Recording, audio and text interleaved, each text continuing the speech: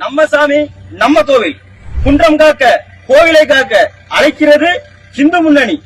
June மாதம் 22ஆம் தேதி மதுரை பாண்டி கோவில் அருகே உள்ள அம்மா திடலில் வைத்து முருக பக்தர்கள் மாநாடு நடைபெற உள்ளது. இந்த மாநாட்டிற்கு இந்துக்களே, முருக பக்தர்களே எல்லோரும் வாங்கோ.